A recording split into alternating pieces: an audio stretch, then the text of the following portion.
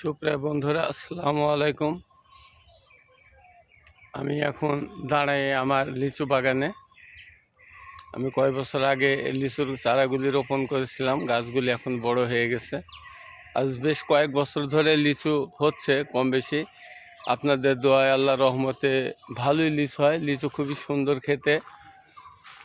দেখতে পাচ্ছেন বাগানটা করে রেখেছি, ছেলেপিলে আছে নিজেদের জন্য। এটাতে বাণিজ্যিকভাবে না, তারপরেও পারিবারিক চাহিদা মেটানোর জন্য এই যে লিচু বাগান করে রেখেছি। দেখতে পাচ্ছেন এই একটা দেখেন বেল গাছ।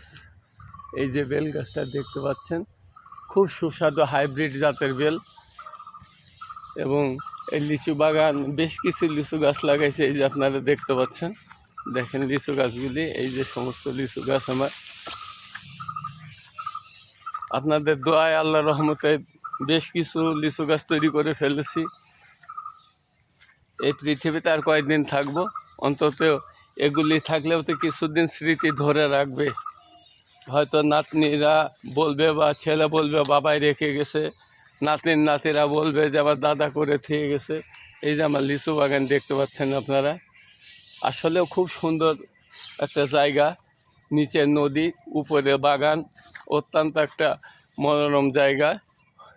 আপনারা দেখতে পাচ্ছেন কত সুন্দর জায়গা। এ বাঁশ বাগানও আমার। এই যে আমার বাগানের পরিবেশ, আশা করি দেখতে পাচ্ছেন লিচু গাছগুলি। বেশ কিছু লিচু গাছ করেছি।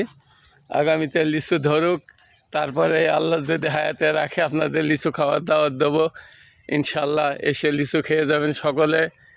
ধন্যবাদ। আপনারা ভালো থাকুন, সুস্থ থাকুন।